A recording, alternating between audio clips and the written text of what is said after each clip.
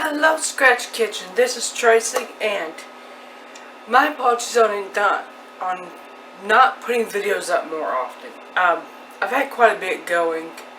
As I said I think it was Thursday, I had a medical procedure done Friday, and yeah, here I had a cyst removed, and sticking a little more out of me while I thought it was going to, or I don't know, maybe I'm getting older. But anyway, we're going to start sourdough. Yes, I'm going to lower you down so you can see. Now, here is the essential thing. You have got to have your scale on a system, okay?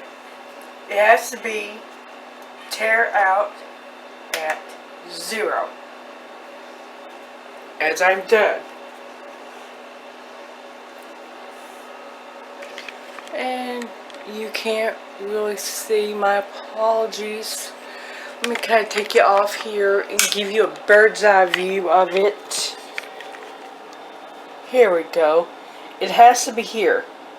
Now these particular scales, you hit here to tear, and this is your changing of your unit. Now, we are going to measure out the flour, and the book we're using is this here. Oh, let me zoom you back. My apologies. So, it's the King Arthur Baker's Companion. Now, you don't have to use King Arthur flour, okay? I'm not. So, you need to at least stay consistent with the measurements, which is just, if you start using like ounces or milligrams or whatever it is, you want to keep doing that. You don't want to be switching back and forth. I'm using just a regular all-purpose flour. Awesome.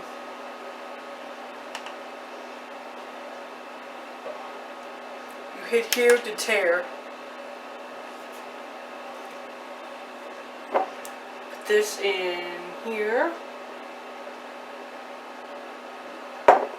You want to go until you have 3 whole ounces.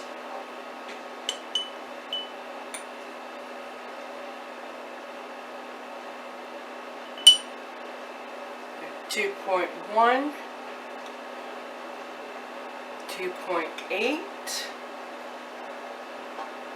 3.2. Okay, so get as close to the 2 points as you can. As the 3 point as you can. Stay around that point. Now, you got to tear it again. And get filtered water. I have water that we put through a pressure cooker. Like 2-3 times a week. At least. And you want the same amount of the water.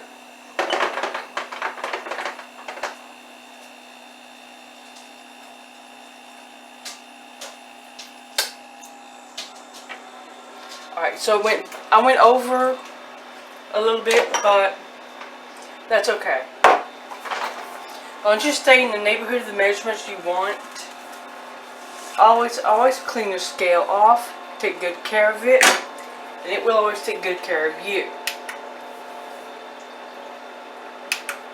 I got this cute little scale through Walmart.com.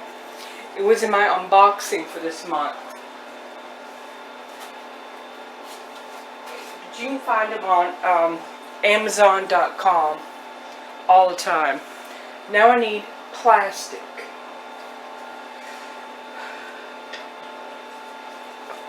Let's see if this will fit. Oh, this will fit just fine.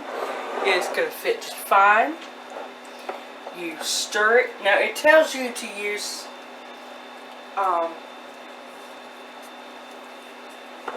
whole rye, pumpernickel. I don't have pumpernickel, to be honest with you. I am approaching this as what could I get in an SHTF situation? Would I be able to get rye? Would I be able to get pumpernickel? Probably not. And you can't really use self-rising for this. You may not even be able to get, what is that? Oh, God, bread flour. Your bread flour. You might not even be able to get that. So, it tells you gotta let this ferment overnight. Cover it with a towel. But I tell you what, I have something I can use that work just as good. I'm going to stop this. I'll bring it right back. Alright guys, I am back. Now, what you're going to do is you're going to let this ferment overnight. And then tomorrow you're going to discard half of it. You want to put this in here. Ain't that lovely? Well now, I forgot. I have not used these in so long. I forgot that these are only for a wide mouth. But you just put that on, put that in together, and yeah. Can't believe I did that. Actually, yeah, I can. I've been very, very tired lately, and kind of let some things go. And actually, I haven't used these in a long time. So, yeah.